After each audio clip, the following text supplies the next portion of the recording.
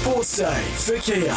Meet your muse with the all-new Kia Sportage. And Red Energy. Most satisfied customers 12 years in a row. Maybe it's time you called Red Energy on 131806.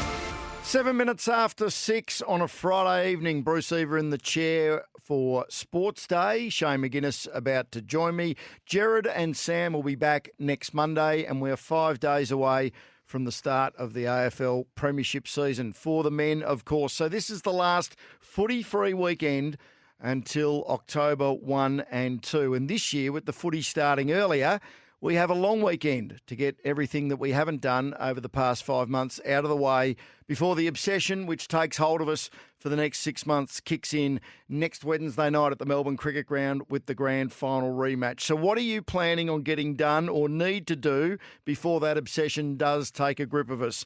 133-693 is the Harcourt's open line, 133-693. The countdown is almost complete. The footy is almost back. Shane McGuinness, a very good evening to you. I'm not sure how much of a handyman you are, but what do you need to do this weekend that you've been putting off for the last 5 months, because it is our last football-free weekend? You know exactly how much of a handyman I am, Bruce. Even good evening to you, evening folks. Not a handyman at all would be the answer. My last footy-free weekend will be spent with the good folks of Lockie, Anthony, otherwise known as Purple Wiggle and Blue Wiggle, a Wiggles concert on Sunday at Rod Laver Arena. I will be there. My wife and my 2-year-old son, his first Wiggles concert. So, yes, that is how I'm spending my last footy-free weekend. I'm going to see the family, and the little one won out with a Wiggles concert. Well, I would love to hear, we would love to hear from the listeners. What have you got planned this weekend as we clear the decks and ready for the marathon that is 198 home and away games, followed by 9 finals? 133-693 is the Harcourt's open line, and it is a long weekend. Of course, the Labor Day weekend, some people still think it is the Moomba weekend. No, Moomba happens to fall on the Labor Day weekend. I've got a 70th birthday party to go to on Sunday at Lamaro's. This lady, nice. She's 70 going on about 45, so I'm looking forward to that. But I'm actually going to start researching for next weekend. So I'm not a handyman either. I'm not a handyman, and I haven't got a green thumb, but I'm sure there'll be a list of chores to do before I disappear for the next 6 months. Have you got to get the social engagements out, Beaver, because we'll be at the footy for the foreseeable future. And, of course, that's a real last opportunity for weddings and the like, because, well, certainly weddings without someone with an earpiece in their ear listening to the footy on the radio. Yeah, very good point. 133-693. Coming up, just before we take a call or two, Tony Cochrane, the Gold Coast Suns chairman, is going to join us in a few moments' time. Huge news for the Suns this week with the re-signing of Ben King for the next 2 years after this year, so contracted until the end of 2024. And Shane, you caught up earlier with David Warner. Of course, the second test gets underway in Karachi from tomorrow, so we'll have a listen to that in about half an hour's time. But we'll take a call or two before we get to Tony Cochrane. David from Mernda, very good evening to you. Yeah, g'day guys. It's I think everyone's looking forward to get back to the footy. I think there's a few little bumps on the way, just fixing up that membership thing for a few people. But I think once you hit Wednesday night, 80,000 plus at the MCG, I think it's going to be the hairs on the back of the spine are going to start lifting. Oh, David, I agree. I think the fact that we haven't just missed footy over the last 5 or 6 months, we've missed the atmosphere at the footy. No more fake crowd noise, no more banners over seats covering them up. 80,000 actual human beings there, Beaver, and I can't wait. I'm going to be fortunate enough to be there. I really can't wait for it. And it sounds like the AFL has one hell of a party planned to get season 2022 underway too. Oh, it is going to be huge. David, thanks for your call. Trevor, we'll just have to get you to wait because the Gold Coast Suns chairman, Tony Cochrane, has been good enough to join us just a day after the announcement that Ben King, their star full forward, out this year with the ruptured ACL, but is committed to the following 2 years until at least the end of 2024. Tony, thanks for joining us. I'm sure it is a very good evening given the news you've had in the last couple of days. Yeah, thanks, man of Melbourne. It's great news. I guess I should ask you. You sure that you rung the right president? Because I've read and heard nothing in Melbourne for a year from the Melbourne media that this player was going to join St Kilda. So perhaps a few got it wrong, huh? Well, we'll come to that in a tick, but on a positive, well, it's obviously very positive news. Where does it sit, the re-signing of Ben, in regards to significant off-field events in the club's history?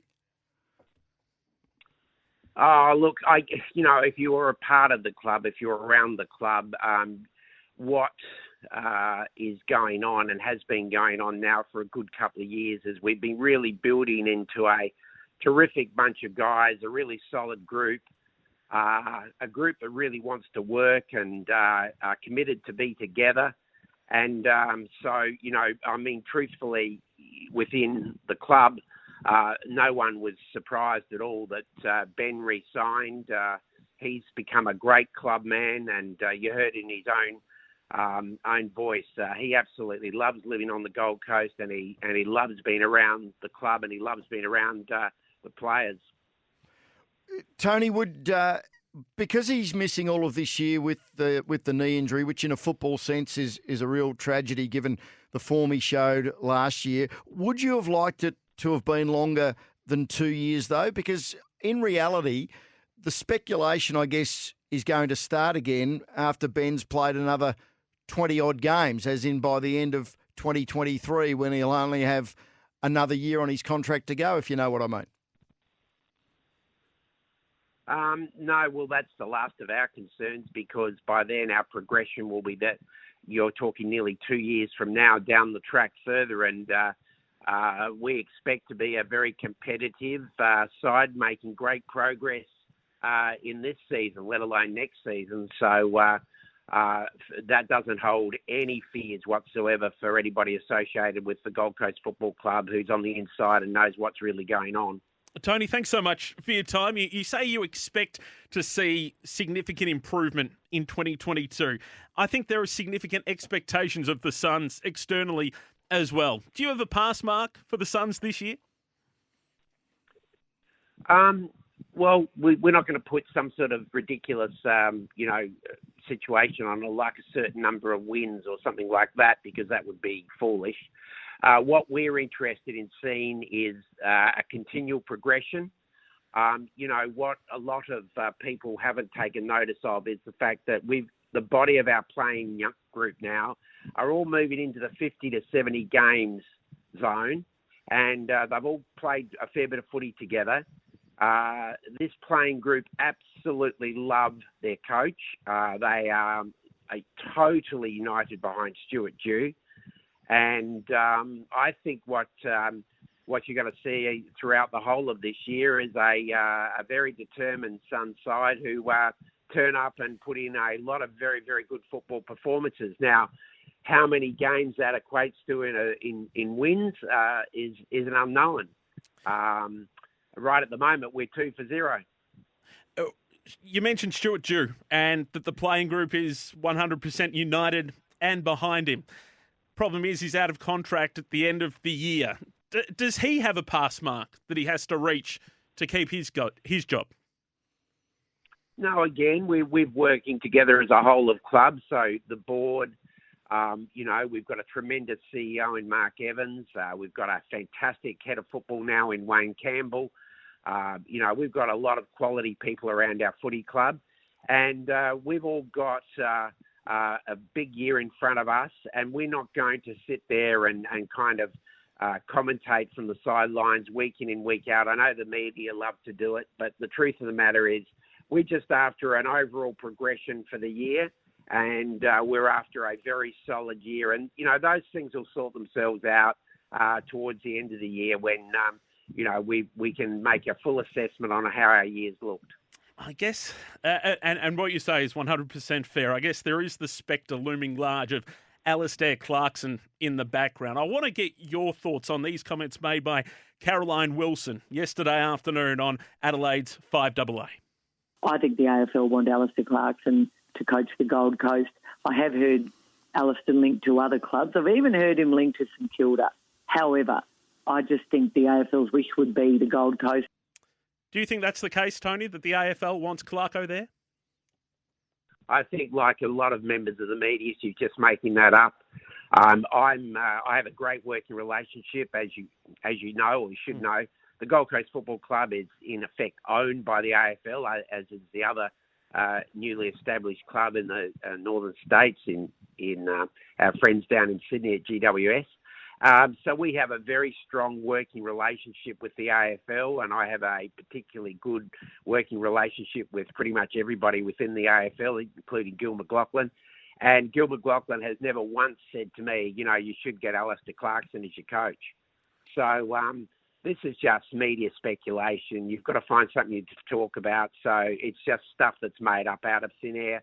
We have not talked to any other coach, nor do we intend to, because right at the moment we've got a coach. He's called Stuart Dew, and Stewie's built up a tremendous rapport and a fantastic sense of being around our place.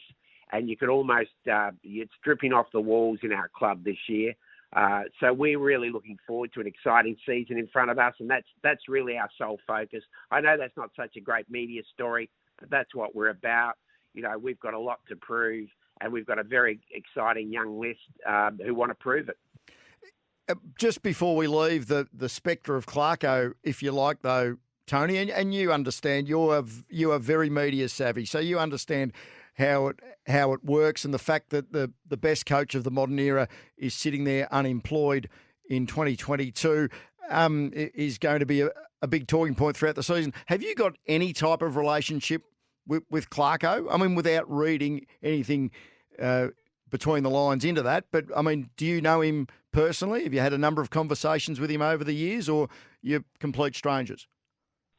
Oh, no. I know Alistair like I know, an awful lot of people in the AFL industry and an awful lot of people in sport throughout the world.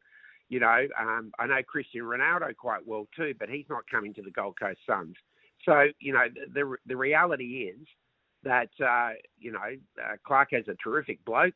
We actually both share a love of skiing, particularly in Colorado.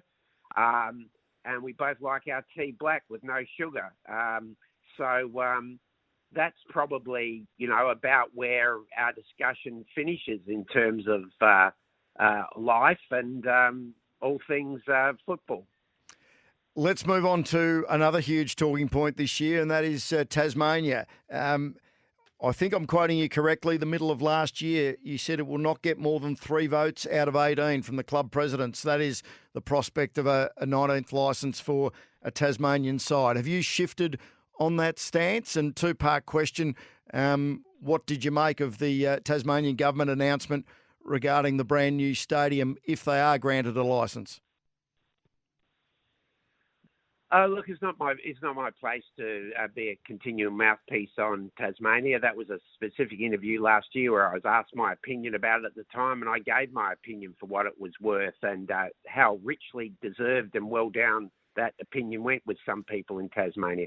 But the truth of the matter is that unlike 17 other presidents, we were briefed this week that the AFL expect to have a very detailed report and submission to put before us by August of this year, where we will properly and duly consider a 19th licence, which may or may not go to the state of Tasmania. So, nothing else has changed. I'm just like all my fellow presidents. I'm just waiting for the results of that discussion paper, and then I'm sure that discussion paper will create quite an interesting discussion around the president's table with the commission, and then from that will come a result, I guess, sometime, say September of this year. It's fair to say, though, Tony, you didn't think that the AFL can afford a 19th team this time last year. Has that changed in your mind? Without seeing a submission, can the AFL afford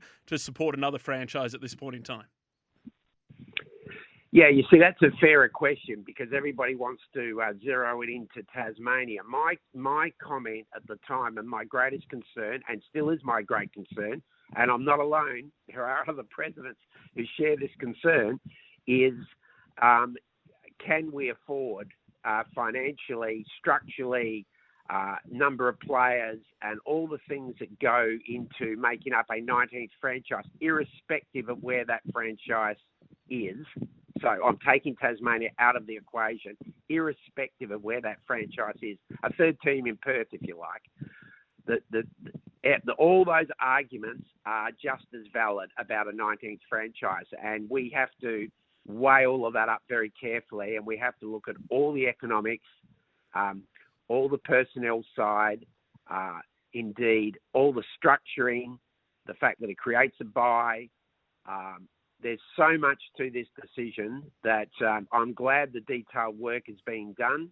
I'm glad the AFL have got some of their best brains looking at it. It's headed up by Travis Auld, who, I seriously rate as an administrator. So we'll, in the fullness of time, we'll get all their information and I'm sure it'll be well and truly debated out. And I hope we make a collective decision that's the right decision. Tony, we're almost out of time. As we let you go, real quick one. When should the AFLW season be played?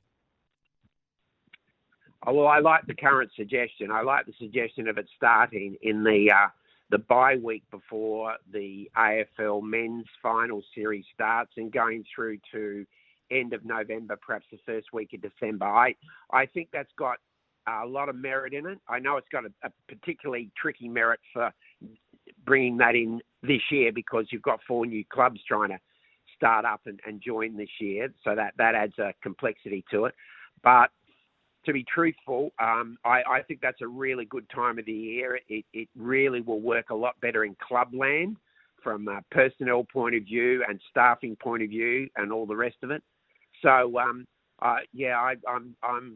I'm in favour of the suggestion that's been thrown around at the moment. It hasn't clearly been decided yet, but to me, I think it makes a lot of common sense. And I'm a sort of a weird guy. I like common sense.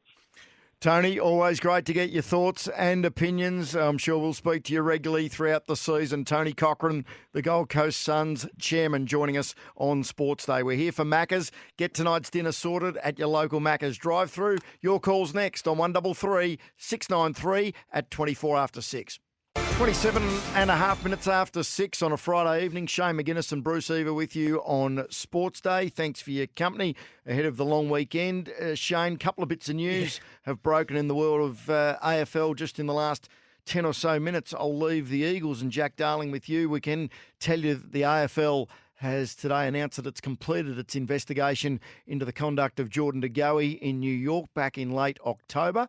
And the AFL has determined that De Goey did breach AFL Rule 2.3 by engaging in conduct unbecoming. We won't go through all the other comments made by the AFL here through the statement, but the upshot is he has been fined $10,000, or he's required to make a $10,000 donation to the Salvation Army, which he is actually currently committed to permanent part-time work via his sanction with the Collingwood Football Club. So the AFL has added to that by saying that he's got to make a $10,000 donation to the Salvos. So he was stood down by Collingwood for 3 months while the matter went through the courts in Manhattan. He's been doing work with the Salvation Army, which is fantastic. But after all of this, he won't miss a game of AFL footy. Yeah, I find that a little surprising. Yeah, I'm with you.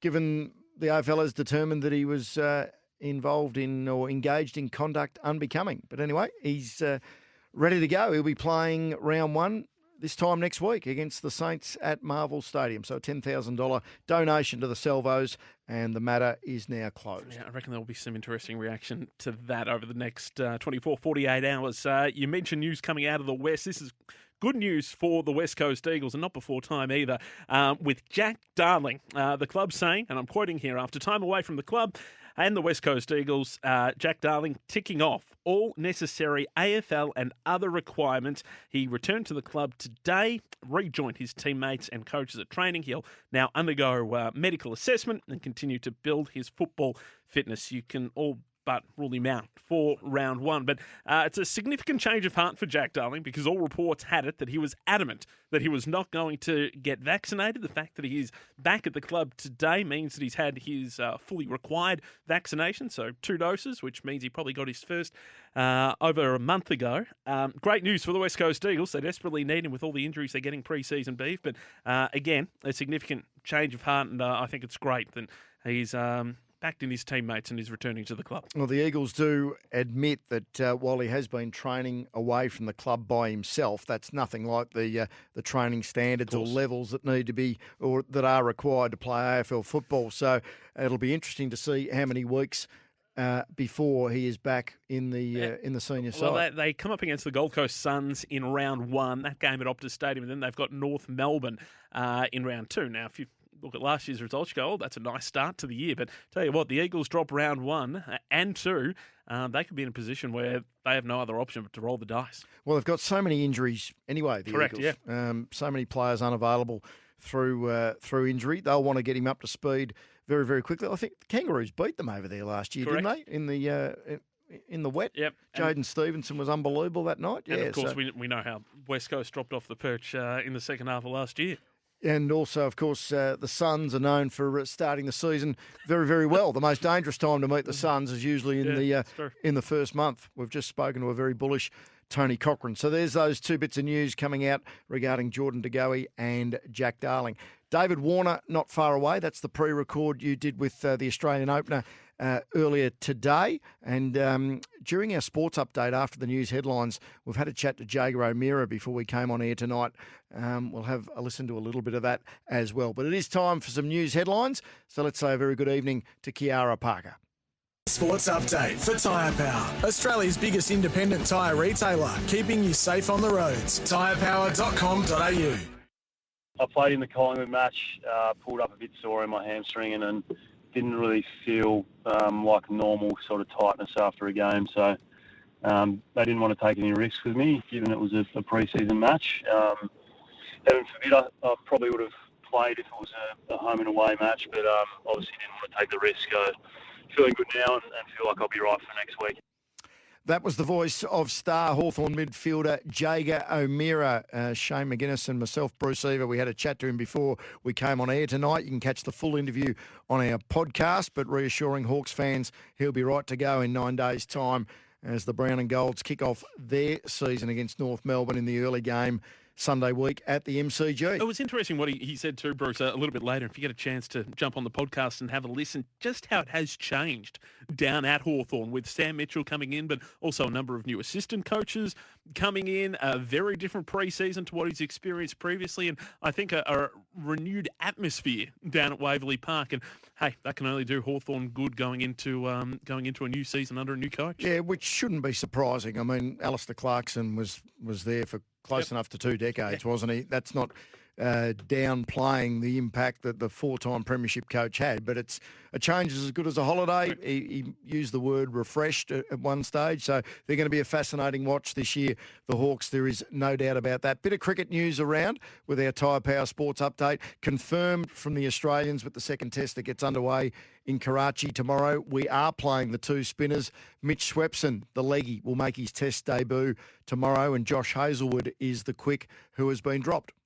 Not surprised by that? No, not at all. A week or so ago, I thought that Swepson would play in the first test. I don't think it would have mattered given the benign nature of the pitch in Rawalpindi who would have bowled in the first test. It was batter dominated, but yeah, great to see that Swepson will partner Nathan Lyon in the second test. Yeah, absolutely. Great opportunity for him as well. And the Marsh Cup just finished up in our neck of the woods. Beaver down at Junction Oval. Great win for Western Australia. Beat New South Wales by 18 runs. The highlight, though, had to be Hilton Cartwright. Yeah, the catch late in the match, which virtually confirmed the win for WA to get rid of Moses Enriquez. A magnificent diving catch, horizontal to the ground, full length to his left at long on. If you get a chance to see a replay of it, reverses the result of last year's Marsh Cup final. WA 9 for 225. New South Wales bowled out for 207 in the 47th over. And a bit of NBA news around with Ben Simmons. Yeah, Ben Simmons went back to Philadelphia. He wasn't playing. He was just on the bench, but fair to say the reaction, it wasn't what he would have liked from the 76ers, but probably what he should have expected. The town of brotherly love showing no love at all to Ben Simmons. Need to take a break. David Warner joins us next ahead of the second test. Welcome back to a Friday night edition of Sports Day. Well, after a fairly dour start to the tour of Pakistan, the second test commences tomorrow in Karachi, and hopefully we'll get to see more of a contest then between bat and ball. Yesterday evening, David Warner was kind enough to give me some of his time ahead of the second test. David, thank you so much for your time. Appreciate it. No dramas at all. Before we get into the cricket, obviously the team would still be coming to terms with the loss of Shane Warne. What impact has the shock news had on the group? Yeah, it's extremely sad to hear the news of Warne, and obviously our thoughts go out to the Warne family. The impact it had is still a bit surreal for us here. It's just that it feels like it hasn't happened, and it's not true. But unfortunately, he's passed, and we all, we'll pay our respects in our ways. Obviously, the memorial's on the 30th of March in Melbourne, which I'll be attending if I can get down there. And yeah, look, he's played a massive role, not just for Australia, but in cricket in general around the world. He's touched a lot of people around the globe. He's obviously incredible cricketer, Hall of Fame.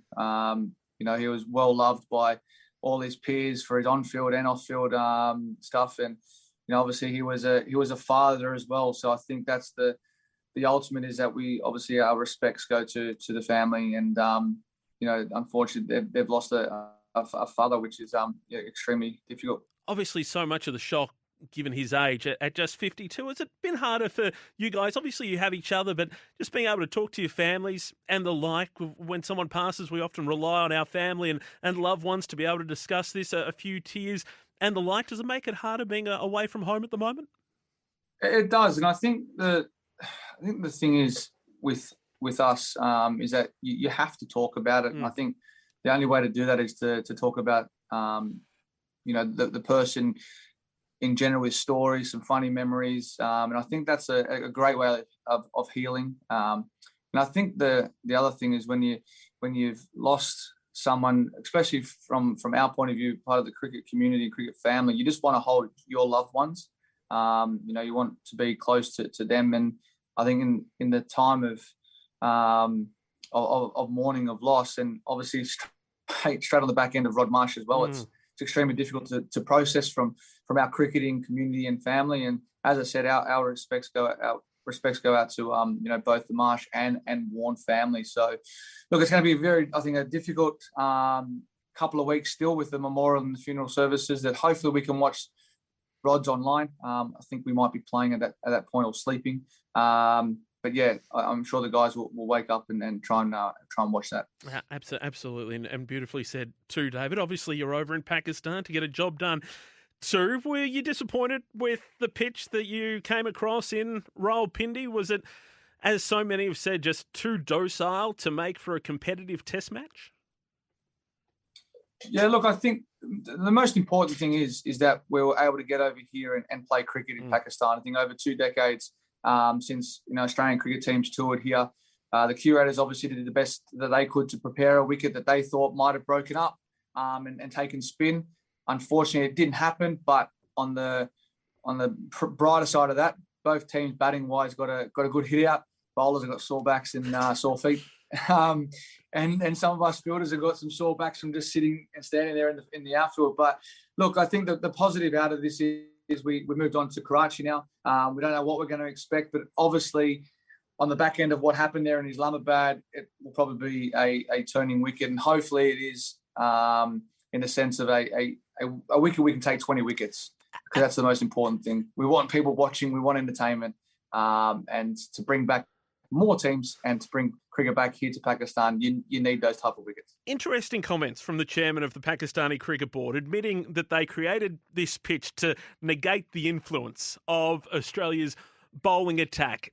Is that fair, or do you expect that when you are the touring side that, hey, India's going to make it for their team, Pakistan the same, that they're going to try and give their side a real home ground advantage, if you like?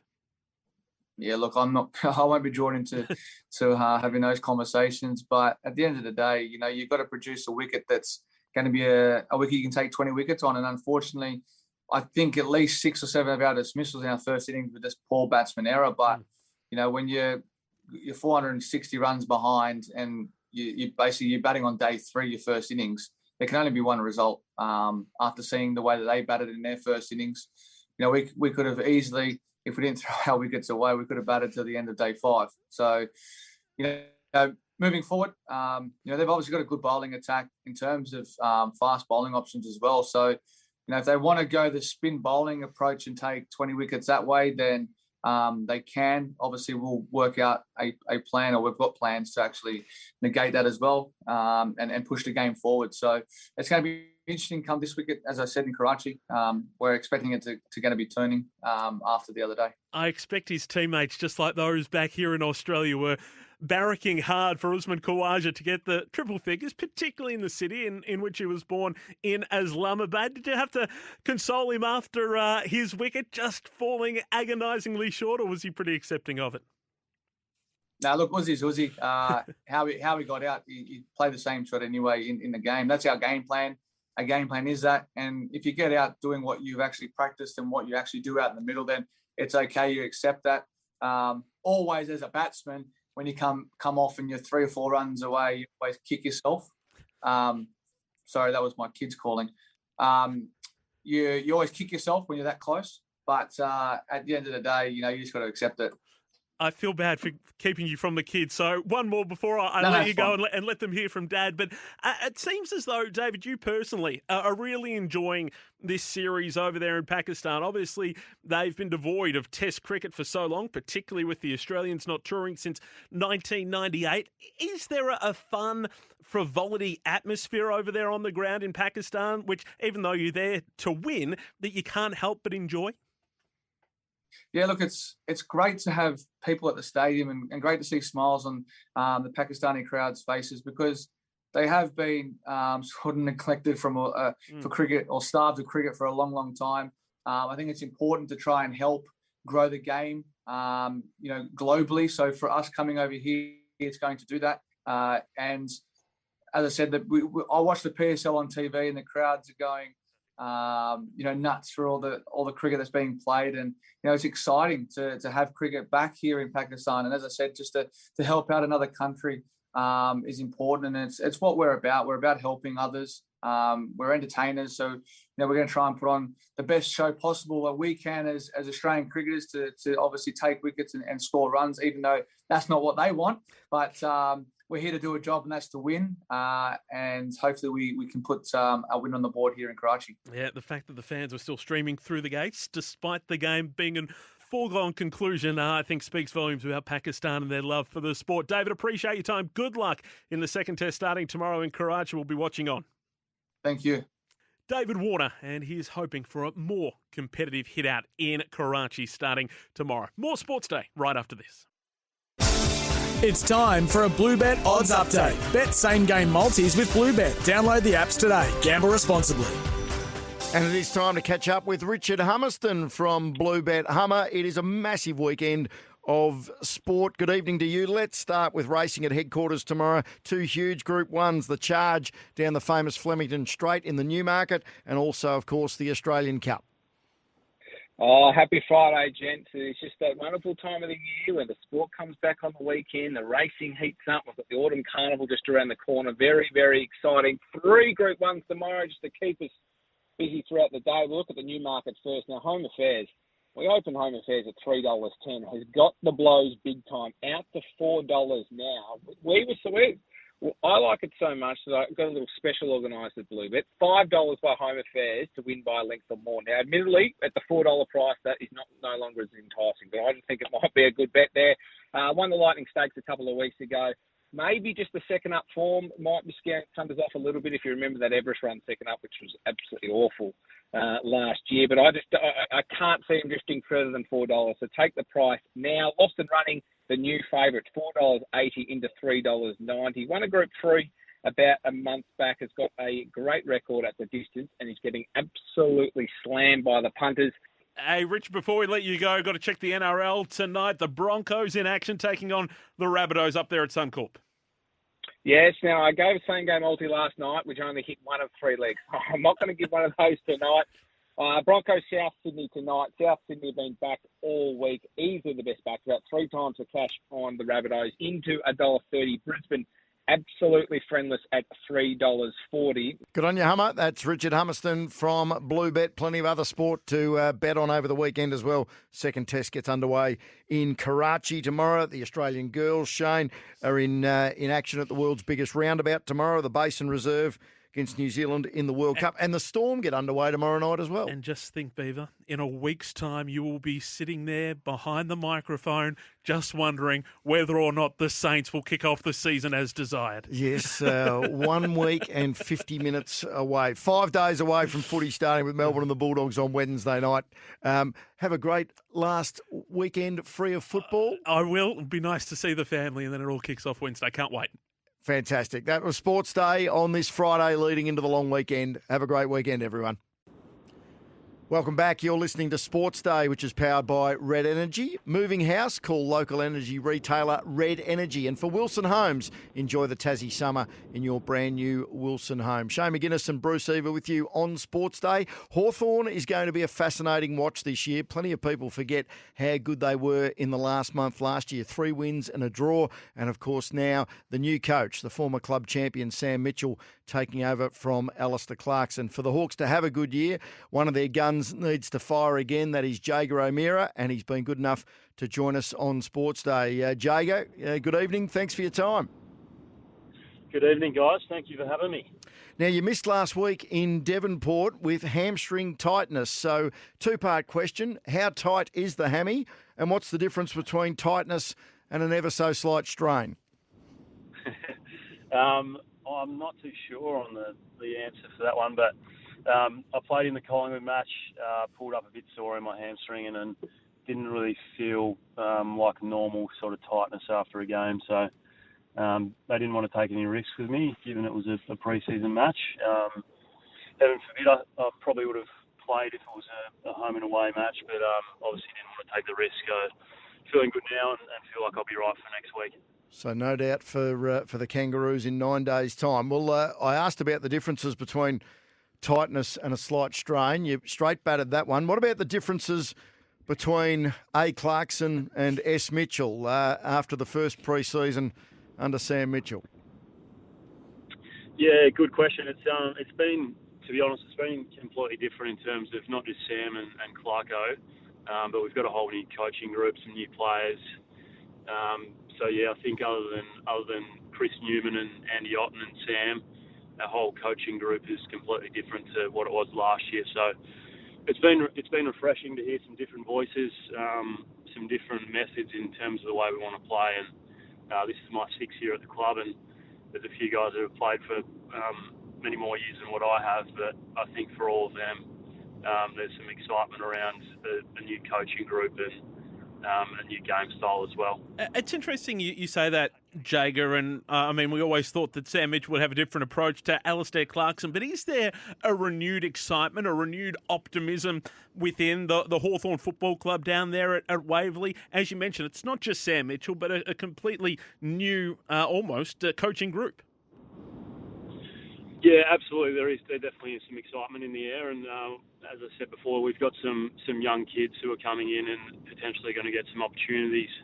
We're looking to develop our younger players so that spells out that they'll get some opportunities, and looking forward to seeing how they develop, and hopefully we can fire a few of them and slowly climb up the ladder. What are some of the differences that Hawthorn fans and footy fans as a whole expect from Hawthorn this year under the coaching of Sam Mitchell? Is it a revolutionary game style for the Hawthorn Footy Club? I'm not sure about revolutionary. I think we've got a lot to learn in terms of we've played a certain way for a long time now, and we've even us older players have had to learn a new way, and it's refreshing in the sense that you're learning a new game style, and you almost feel like a kid who's just got drafted again. So you've got to strip back some old habits that you've had in terms of the way you've played previously. But I don't know if it'll be revolutionary, but we just want to get some development into our younger players and eventually play a brand of footy that will hold up in finals. We're a long way off that at the moment, but we want to develop a plan and game plan that's not just going to work for the next 6 to 12 months, but when we're ready to play finals, hopefully it'll stand up then. I know you said you've been at Hawthorn 6 years. I don't know if that makes you one of the older players at Hawthorn now. How quickly it moves that even yourself see yourself as an older player. Is it almost feel that young down at Waverley Park now? Yeah, it's a bizarre feeling. I remember Michael Riscatelli at my first year at the Suns, and his advice was that it goes super quick. You don't think that when you're a 17, 18-year-old kid coming into the system, but it does go very, very quickly. And we did an exercise at the start of this pre-season where we got in a line from youngest to oldest, and I think I was sixth oldest. So yeah, it is a bit weird, but I do feel refreshingly young, and good. I think the young guys in the club are deeply young.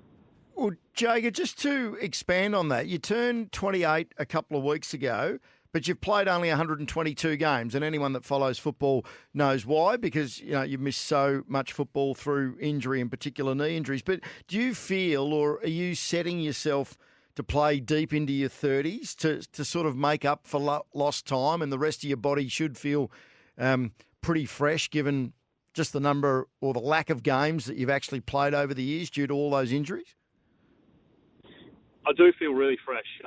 The body feels really good. I've had, as you said, a number of injuries over my career, and the biggest one has been my knee, which I'm still managing to this day, and I'll manage for the rest of my career. But I do feel really young. I feel like I've got plenty of footy left in me. Not sure how long I'll play for. I'm not sure I'll play as long as Shawnee Burgoyne did, but I'd love to play well into my 30s, that's for sure. Well, Dustin Fletcher played till he was 40, so let's take it year by year or week by week, as we like to say in footy vernacular. Just back on the coaching group, the new coaching group, we didn't get very specific. Obviously, the senior coach, Sam Mitchell, was a champion midfielder, but Robert Harvey has joined the coaching group as well after a decade at Collingwood as well, one of the modern era, one of the all-time great midfielders. Have you been a sponge to halves in terms of moving ahead and your role? Yeah, absolutely. He's our midfield coach, so I've been working really closely with Banger Harvey, and he doesn't give you too much about himself. He's such a humble bloke, and he hates talking about himself. So it's hard to get too much out of him about his career individually, but he's been really good for our group, and I think he'll take us forward, and he's got some good methods in terms of the way we want to play as a midfield collective, and working really closely with him and enjoying that. Yeah, I think the couple of Brownlows, the accolades speak for themselves with Robert Harvey. Hey, before we let you go, Jager, I watched a bit of the game last week down in Devonport, and a wonderful day down there, given all the people of northwest Tasmania have been through in recent months. But one of the new recruits, Josh Ward, he was Hawthorn's top pick in last year's national draft, topped the sheet for possessions, 29 touches for the Hawks. Is he one that Hawthorn fans can get excited about going into this year? Yeah, definitely. I've been really impressed with Wardy's pre-season, and the game against Collingwood, the poor bugger, as you do as a young kid, he probably played the game the night before. He actually played it in his head, but he looked so comfortable against Richmond, and he played a really good role. I was really impressed with the amount of contested possessions he had on the day. I think he had 19 contested possessions, and he's a slightly built lad, but to be able to do that against a midfield of Dustin Martin, Trent Cotchin, Dion Pressia, and the like is really impressive. So look forward to watching him and playing alongside him this year, as well as guys like Connor McDonald, who got an opportunity last week against Richmond, and Ned Long as well. They're probably the three that I've been really impressed with this pre-season. And just before we let you go, Jay, as I said in the introduction, do you feel that a lot of people are selling you guys a little bit short this year? The way you finished last year was so impressive. Many put it down to, Clarko wanting to go out with a bang. I mean, he still just calls the shots from the other side of the boundary line. But you look at your draw early. There's, I think you've got 3 non-finalists from last year at the MCG in the first 5 rounds. Easter Monday, no matter how you're going, you always seem to lift against the Cats. So important, round 1 against North, that goes without saying. But do you think you've been sold a little bit short? I'm hoping that we'll surprise a few. I know there's a few that have written us off, which is exciting for us. I don't mind being the underdog and looking forward to the season. But yeah, I think we may surprise a few. I think with a young list and a developing list and a new game plan, we'll probably have some ups and downs week to week. But hopefully by mid-season we've got everything sorted and we can hit the ground running. Well, enjoy your last football-free weekend until I'm sure you hope deep into September. But either way, the next 6 months, the obsession that is Australian rules football in this country takes hold from next Wednesday night. Good luck for the season, no doubt. We'll talk to you throughout the year and go well.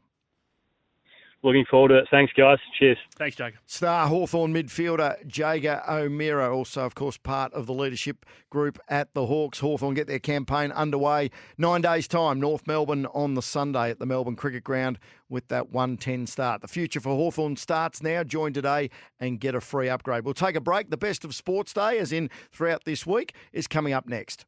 Friday night edition of Sports Day as we look back on a busy week. Of course, Sports Day powered by Red Energy. Moving house, you can call local energy retailer Red Energy. And for Wilson Homes, enjoy the Tassie summer in your brand new Wilson Homes. Well, earlier this week, Sam and I caught up with AFL football operations boss Brad Scott. And here's some of what he had to say. Thanks very much, Sam. Good to be on. Brad, I know that as footy operations boss, you probably can't say too much. It's more at a board and chairman level, and I know that there's a team putting together whether it is financially feasible. But from a man who has spent a lot in the game, both as a player and recently as a coach, do you think there is enough depth in the competition right now to support a 19th team?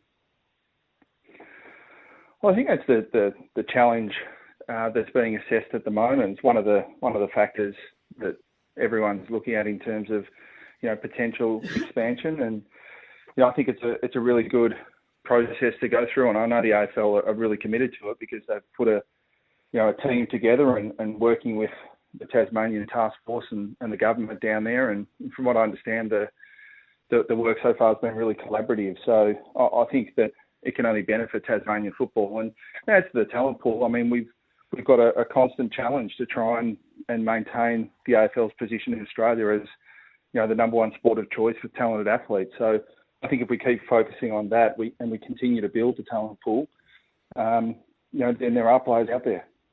Hey, Brad, coming into your new role, and you've now been in the role a little while, what's the biggest challenge, something that maybe you were surprised about when you came in and took over the position? What's the biggest challenge you see for the game at the moment? Oh, the one that stands out, Richo, I had a bit of an insight into in my previous role at the AFL, which was at AFL Victoria and supporting community football, was just the challenge in, and it's a great thing, the growth in the game in men's and women's in terms of player participation, but umpire participation is just not keeping up with that growth. And it's quite startling to hear that we're going to be 6,000 umpires short at community level at the current growth rate. So that's a real concern. And community footy is the lifeblood of our game. And, you and I, Rich, have been fortunate to experience the elite level of footy, but there's this massive ecosystem under the elite, which is community footy. And, we need umpires to keep those games going. And 6,000 short's a real concern. Just the wasting time rule that I think is a really good thing to bring into the game. We want the game to open up. We want more goals. So I think it's really important to get the play moving as quickly as possible. Just with that, I've always looked at the ruck nomination rule. And here we go. The big bugbear. No, it is. But the amount of time it takes to get the two ruckmen organised, I just think that delays the game and it allows the midfielders to set up around the stoppage and therefore probably makes it harder for the ball to exit the stoppage. Is that something that we still need, that ruck nomination rule? I just feel like it wastes 2 or 3 seconds, and we know how quickly the players can organise in that 2 or 3 seconds. Yeah, I think it's a fair point. I watch a fair bit of footy, and the teams are pretty sophisticated in trying to get any advantage they can, and the reason for the nomination is to stop a third man up, coming from behind the opposition ruckman and potentially sticking his knee in his back. And I think people understand why, but it rarely happens these days. So we'll keep a close eye on it. And in an ideal world, you wouldn't have to do it. But, clubs are, as I said, they're pretty tricky. And when you've got players that are similar heights playing in the ruck, and then you bring up someone like even Patrick Cripps or Mark Blizzard springs to mind, they're ruck size almost. So the nomination is the only solution at the moment, but I think we'll keep working on a better one. Brad Scott is the AFL's footy boss. Brad, the crackdown on AFL umpire abuse, coming back to talking about the umpires as you were with Richo a moment ago. What's the line for players this year? Can they question a decision? Can they throw their hands up and roll their eyes? Do players know what the line is for not giving away a 50-metre penalty in their respect for the umpire? Well, it's a challenge in terms of players are allowed, be disappointed in themselves and be frustrated. They just can't be disrespectful towards umpires, and that's been written in the rules for as long as I can remember. It just hasn't been strictly enforced. And I mentioned the 6,000 umpires we are short at community level, and our players, clubs, coaches have all embraced this. And we had some false starts in the first round of the AAMI series, but by the end of the round, I think the players have adjusted really well. So the key for us is communication, and we've had over 600 umpire visits out to clubs. So I think the players would tell you they know exactly what they can and can't do, even though they will make mistakes in the heat of the moment. So a follow-up to Shane's question, Brad. If you're umpiring and you make a decision and I'm playing and I call you an idiot without swearing, is that abusive? Is that a 50? Well, it's disrespectful. I mean, that would be paid as a 50, absolutely. Okay. Can I ask on that, where did this stem from? I assume AFL umpire abuse has been an issue for a long time. Why now? Who started it? Well, it's not necessarily a matter of who. It's looking at the rules that are in place, and we certainly didn't want to change any rules at the start of this year, but we did look at some rules that just weren't being interpreted as they were written, and this is certainly one of them. And when you combine the fact that we weren't necessarily enforcing that law and just a situation at community level with umpire participation, it's a no-brainer. I think most people understand that it's not the right thing to abuse umpires, and players don't have the right to do it. And that's not to say that it hasn't been going on for generations. It absolutely has.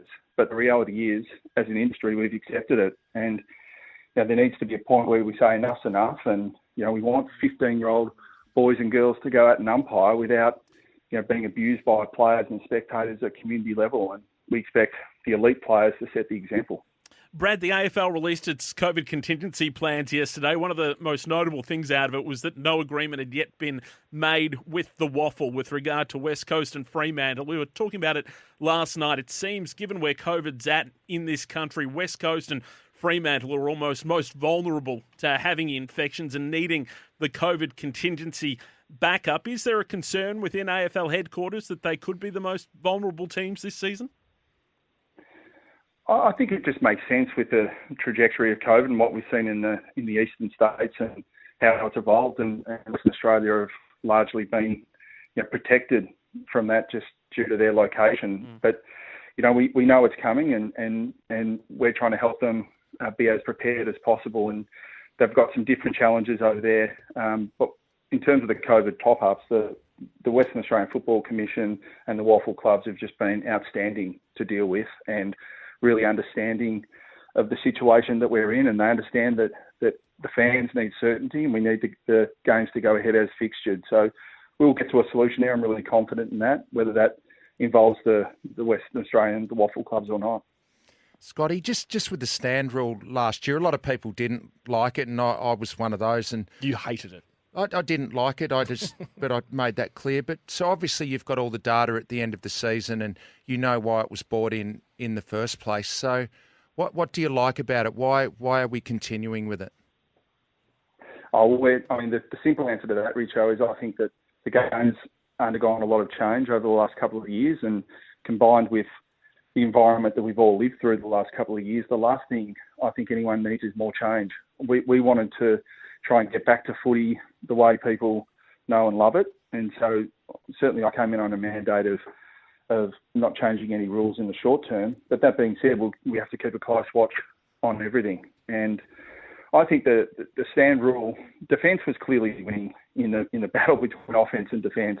Yeah. You know, the team starts to talk in the early rounds about, we want to attack more, and that's fine until you get scored against, and then defence starts to win again. So the stand rule, whether you like it or not, it definitely removes that first layer of defence.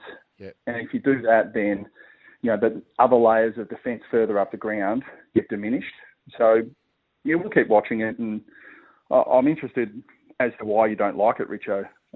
Yes, Matthew. What do you like? A bit before. No, that's fine. Yeah, no, I just think that I like the fact that the player on the mark can defend a mark and still be involved in the game. At the moment, it feels like when it stops and he's on the mark, it feels like it's 17 on 18. And I think for me, it was when they're standing on the mark inside 50.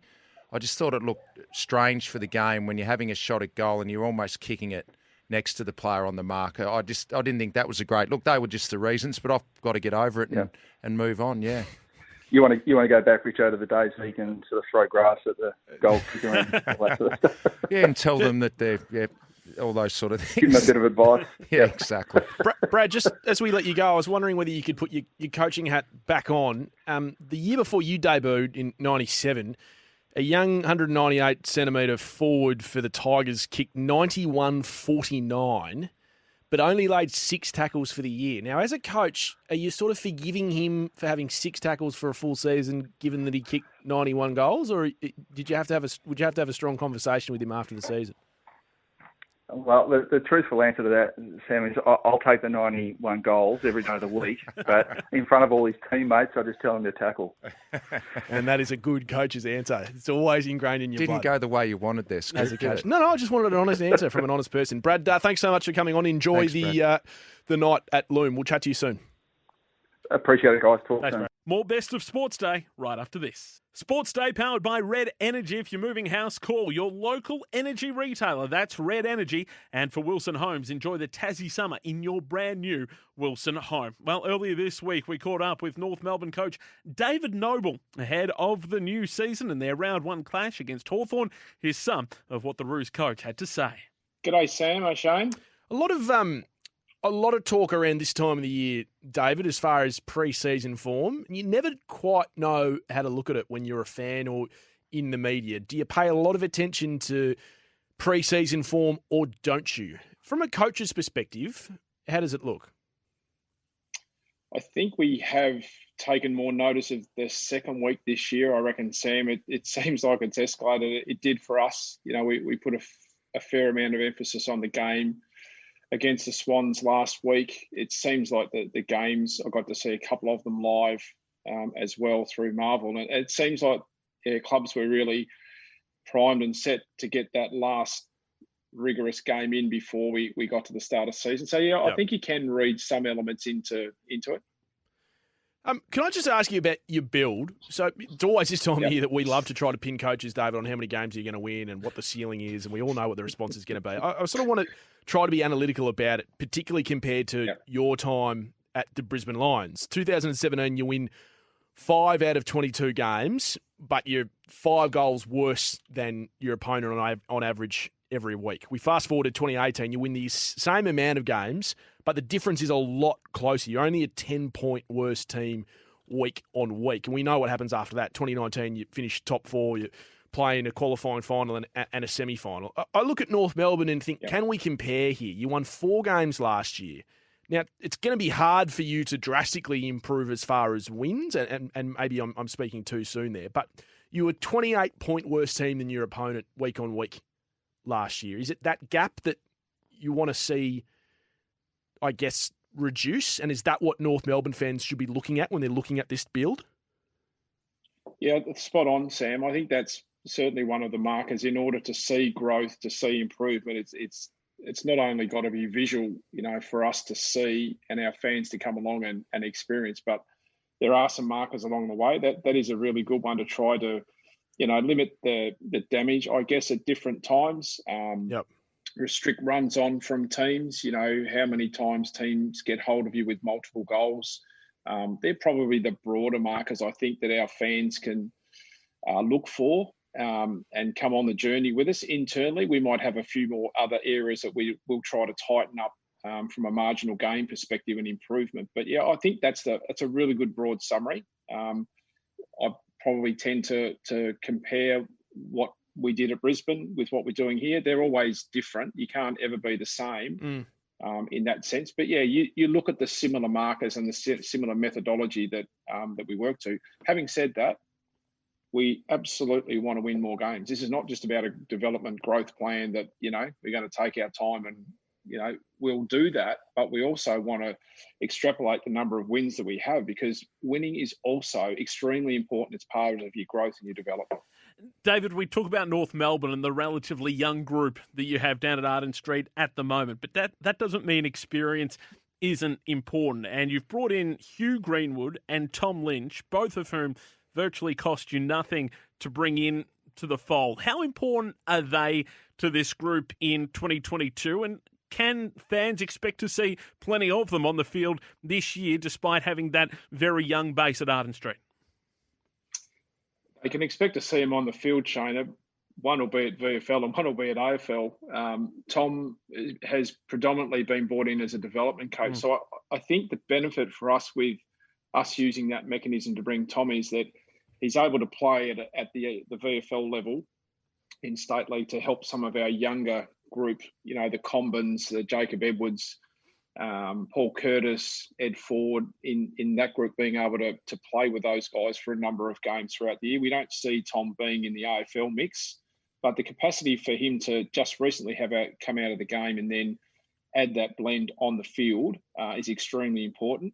Hugh, however, brings a totally different element, does he? Experienced campaigner, a lead in clearances, tackles, pressure, which is pretty important in building that rigorous style of play that you wanted to take into finals over a period of time. Hugh's on-field leadership has been exceptional so far. He's come in and really settled into that role and added, his commentary on the ground, and has helped some of our younger group growing in that midfield space. So he helps Jai with, Taran, Luke Davies-Uniacke, Powell, Phillips, those guys. So he's been terrific so far. You mentioned Will Phillips. We know it was reported yesterday, coming down with glandular fever. Do you know how long he's out for? Because he really hit the ground running last year and was one that North Melbourne fans went, wow, this is going to be exciting for our future.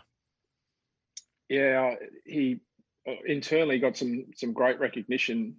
He came off a year where he didn't have many games. I think they might have had one or two games out of that TAC Cup year, and did a terrific job at the end of the year to get as many games out of him as we did.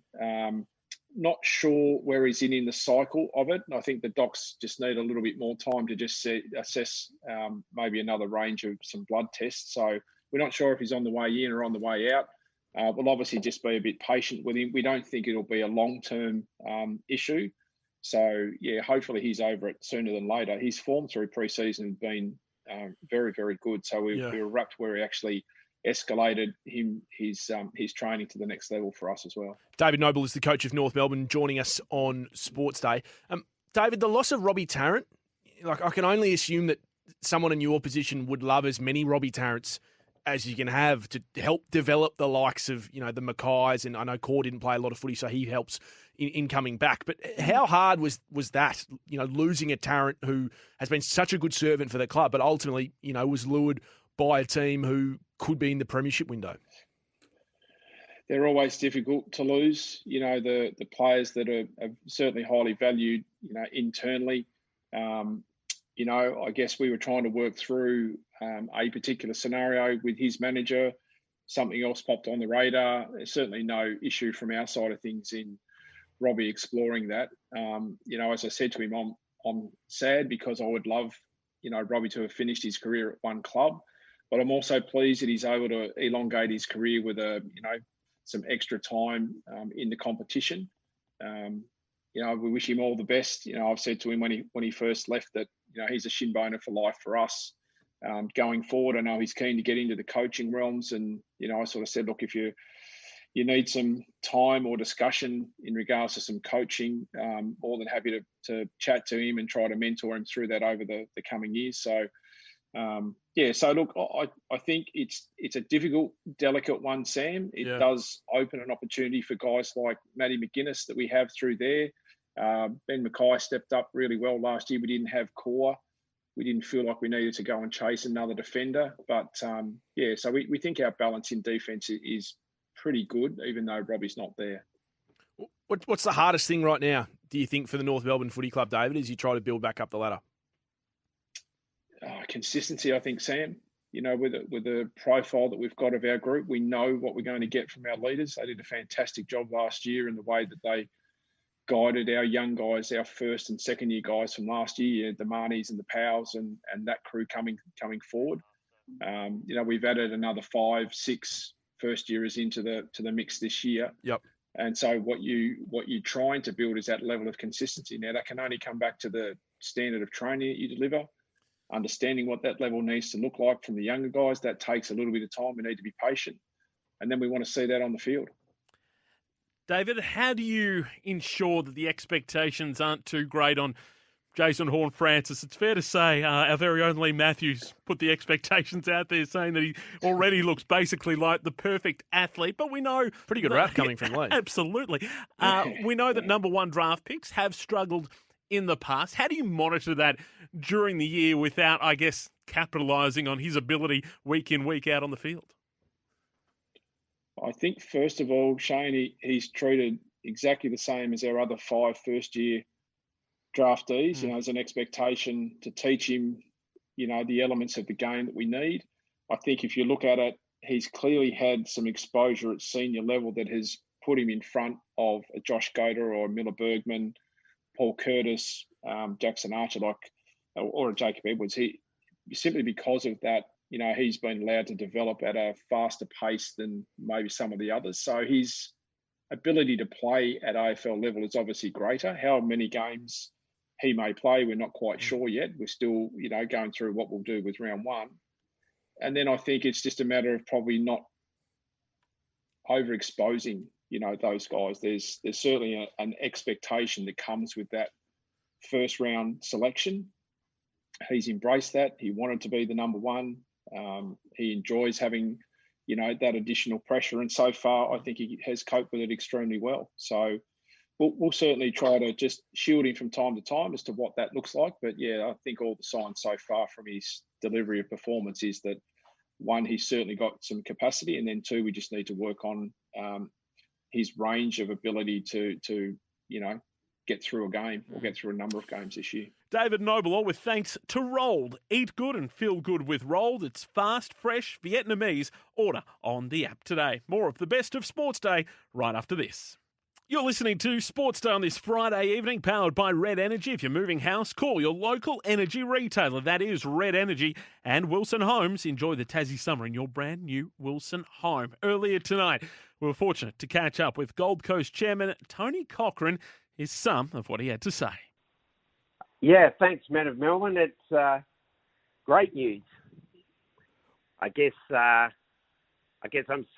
should ask you. You sure that you've rung the right president? Because I've read and heard nothing in Melbourne for a year from the Melbourne media that this player was going to join St Kilda. So perhaps a few got it wrong, huh?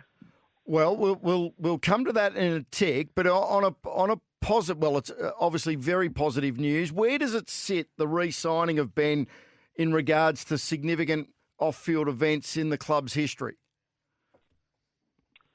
Oh, look, if you were a part of the club, if you're around the club, what is going on and has been going on now for a good couple of years is we've been really building into a terrific bunch of guys, a really solid group, a group that really wants to work and are committed to be together. And truthfully, within the club, no one was surprised at all that Ben re-signed. He's become a great club man, and you heard in his own voice, he absolutely loves living on the Gold Coast, and he loves being around the club, and he loves being around the players. Tony, because he's missing all of this year with the knee injury, which in a football sense is a real tragedy given the form he showed last year, would you have liked it to have been longer than 2 years, though? Because in reality, the speculation, I guess, is going to start again after Ben's played another 20-odd games, as in by the end of 2023 when he'll only have another year on his contract to go, if you know what I mean?